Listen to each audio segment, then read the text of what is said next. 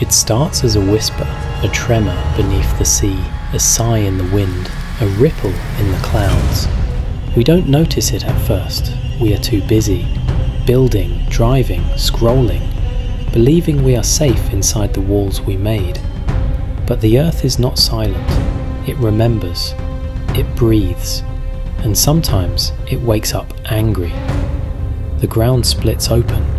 The sea climbs the shore. The sky tears itself apart. And in a single night, the world we built begins to fall. Dreams of progress become screens in the dark. Our monuments crumble into the same dust they rose from. And we remember, too late, that this planet was never ours to control. This is nature versus infrastructure. Nightmares of nature.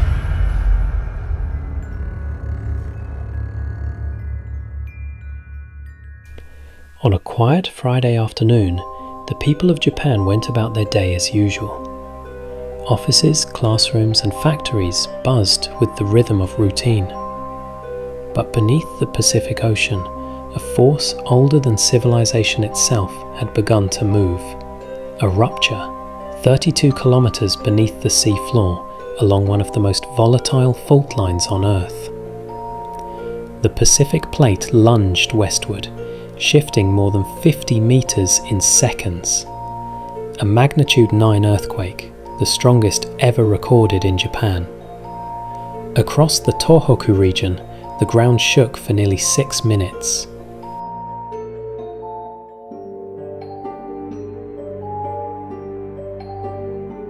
Buildings swayed, roads cracked, power lines danced like snakes. And then, the shaking stopped. A brief, deceptive silence. But the sea had changed.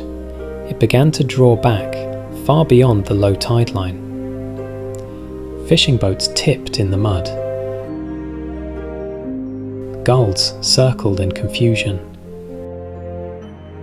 And then came the sound, a roar that grew until it swallowed everything.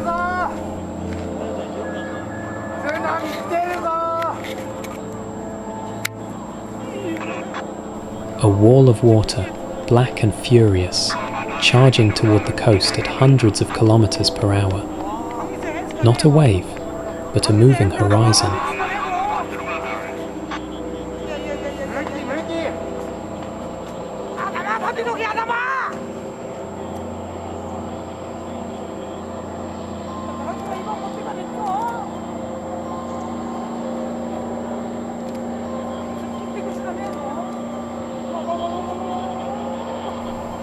In Kamaishi, one of the world's deepest breakwaters fell within minutes. $1 billion of engineering vanished beneath the tide.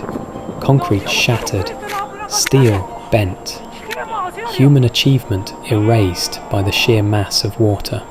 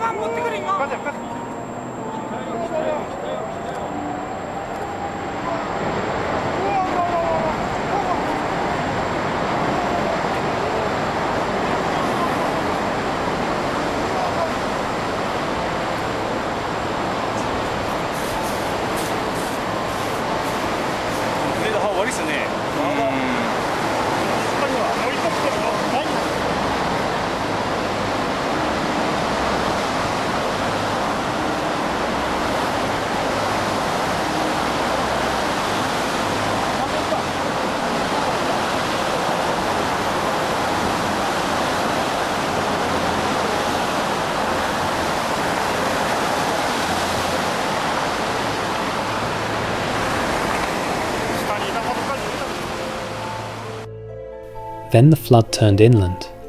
Cars became boats. Homes became driftwood.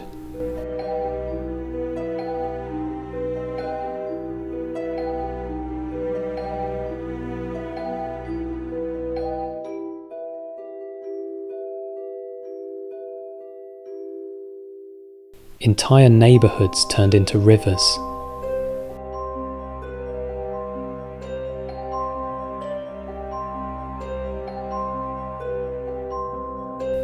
Cameras captured the unthinkable.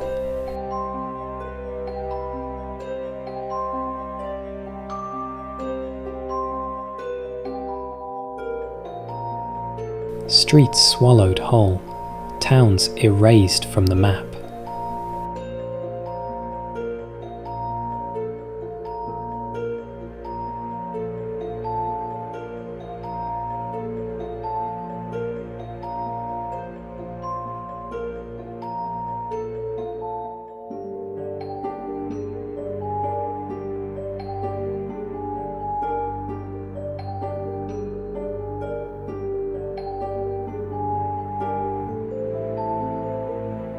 The tide carried everything: people, buildings, history, back to the sea.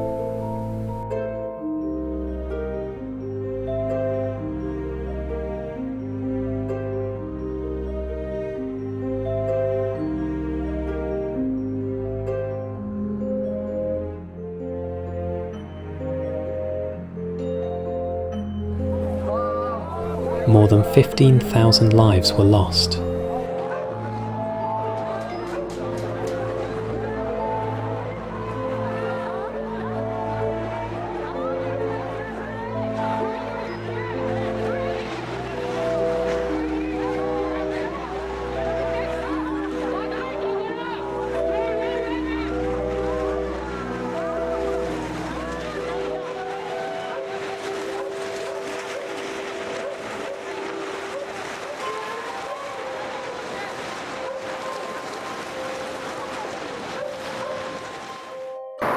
Entire towns disappeared.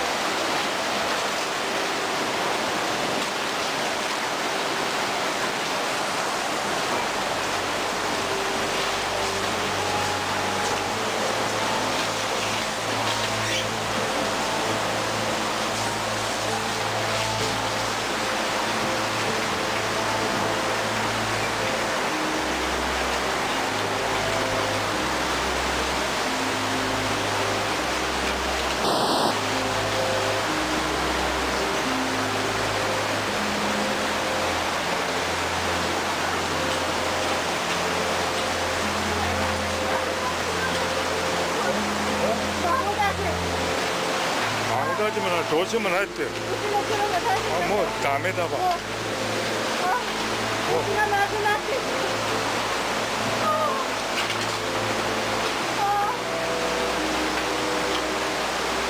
夢のようだね。なんだか現実だな。はい、現実だ。すごい。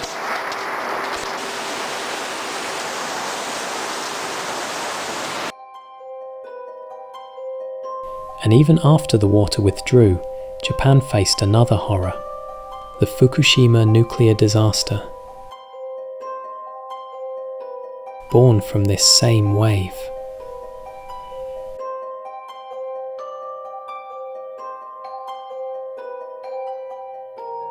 Yet, amid the devastation, there was courage.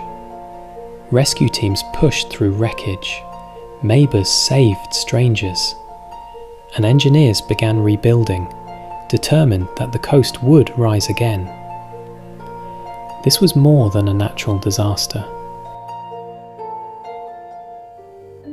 It was a confrontation between nature's fury and human ambition.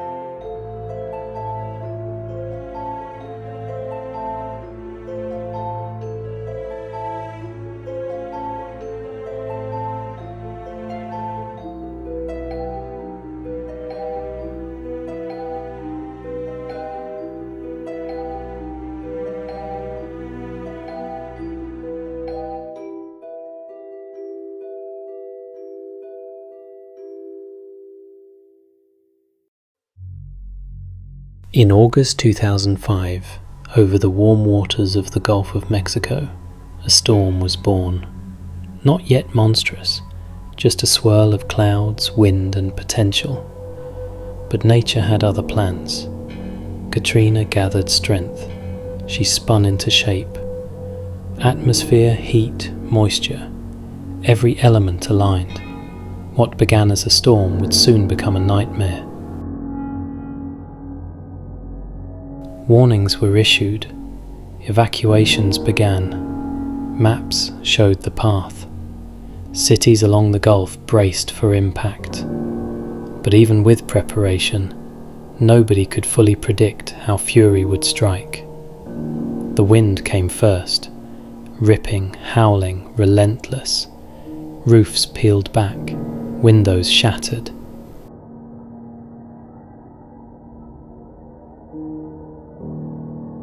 And then the sea answered. Storm surge poured past levees, canals overflowed, neighbourhoods were submerged in moments.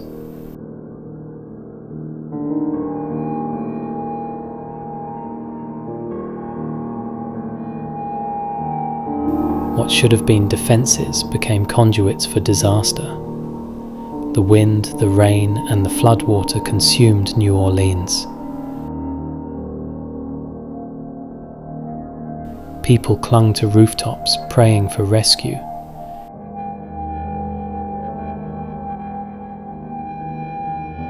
Cars drifted like ghosts among the ruins.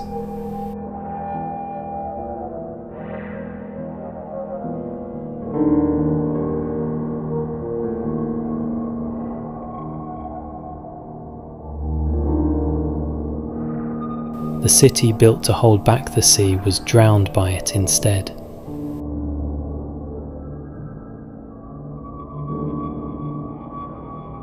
Katrina left behind a city broken and a nation shaken.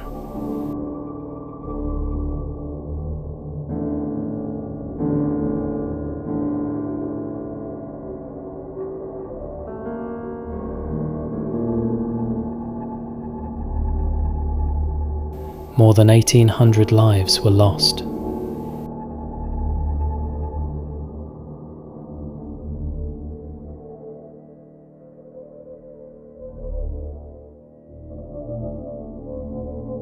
Entire neighbourhoods erased. The infrastructure we trusted shattered.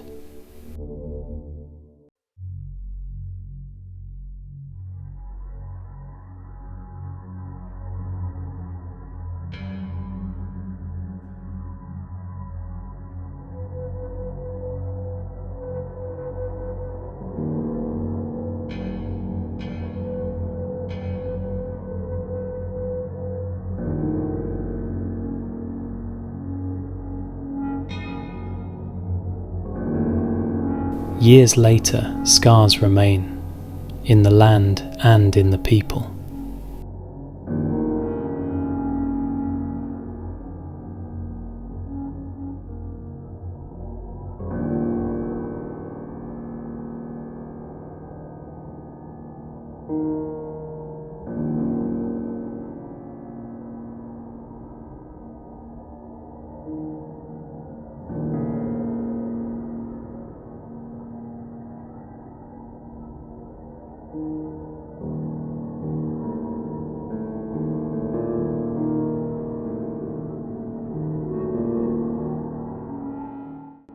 The last day I worked was the day of Katrina.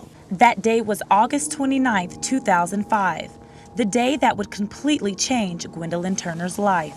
It was devastating. Born and raised in Louisiana, she never planned on relocating. But when Hurricane Katrina arrived that Sunday night, things changed. It was really scary. We had 10 people in one little apartment, and we went through the whole storm. And then it was days after the storm, and we were still there, waiting to be rescued. She says it took days for anyone to find them, and even then, she still didn't feel safe. I got separated from all the people I was with, and when I got on the bus, I was on the bus for the people. I didn't know anybody, but we slept on the interstate, and it was thousands of people, thousands. Rebuilding came slowly. Trust came slower. The neighborhood I lived in is still abandoned, and the houses are still there, empty. Nothing has been done. I still can't go home. But through the wreckage, resilience rose. I count my blessings every day because I have a drawer full of obituaries of my friends and family members. Katrina came not just with wind and rain, but with water that revealed the truth. Our walls are never as strong as we think.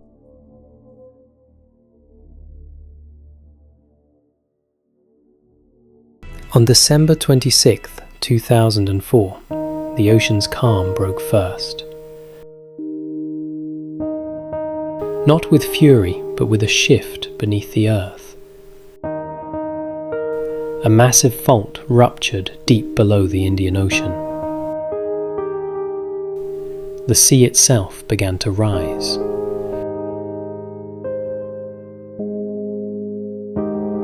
Waves raced outward faster than a jet plane. Silent messengers of destruction heading for distant shores.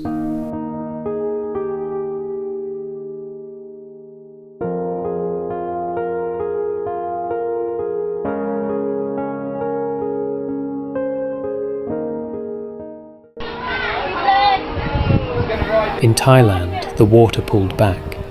Curious onlookers stepped forward, unaware of the death approaching. Then the horizon began to move.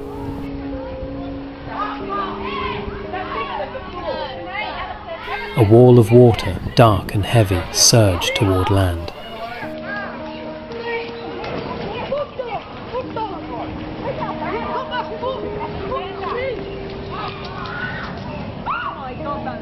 It struck with unimaginable force, sweeping away everything in its path.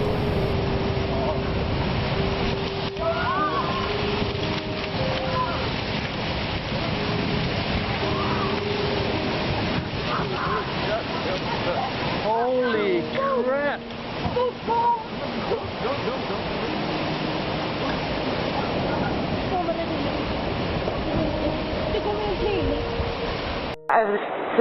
From Indonesia to Sri Lanka, from Thailand to Malaysia, the wave came and kept coming.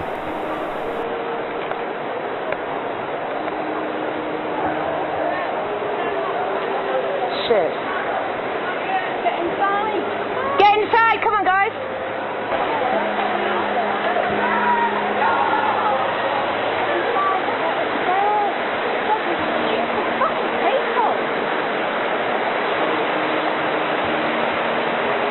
Hotels vanished, homes shattered. The sea became a weapon, turning paradise into chaos. Shit, how high is it going to go? Fuck. Okay, I'm getting frightened now. Yeah, me too. I'm going. We're going to get flooded out, I reckon.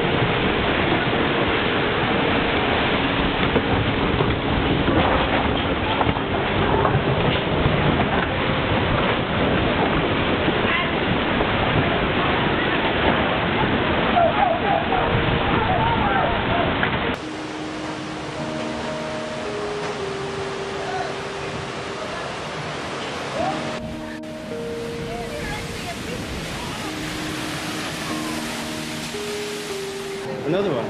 There's an even bigger one out there.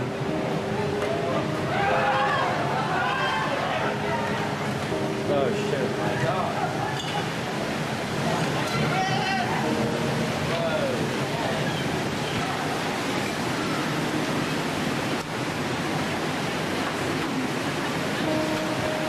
Oh my, it's going right in their hotel.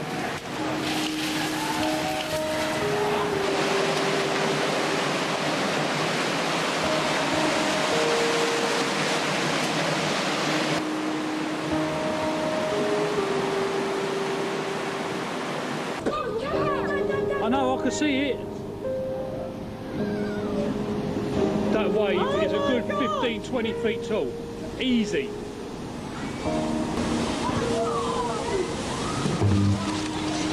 Get in, get in, get in!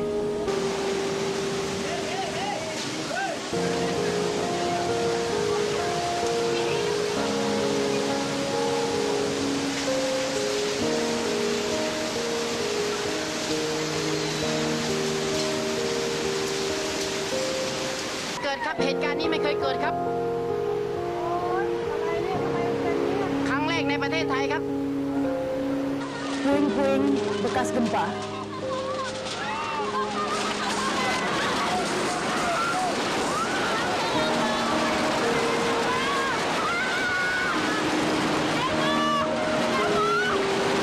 Les vacanciers ne comprennent pas tout de suite ce qui va leur arriver. Au début, ils restent sur la plage, fascinés par ce spectacle, comme ici, à Batu en Malaisie. Les vagues se brisent sur le rivage, déchaînées, de plus en plus grosses. Le caméraman amateur se met à l'abri derrière un arbre, mais il ne pense pas à s'enfuir. The death toll climbed beyond 200,000. Entire coastlines destroyed. Families torn apart in seconds. No war, no warning, no escape. The Indian Ocean tsunami changed everything. It was not just a tragedy, it was a revelation.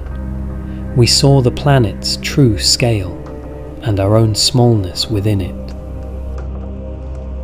Years later, the scars remain, but so do the lessons.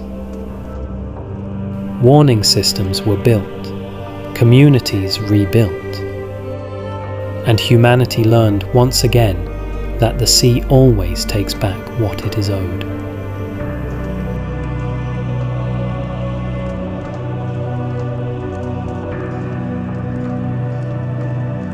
Even now, the echoes remain, the silent cracks beneath our feet. We call them disasters, but to the planet, they're only moments of release. When the world dreams, it dreams in destruction, and we wake to remember how small we are.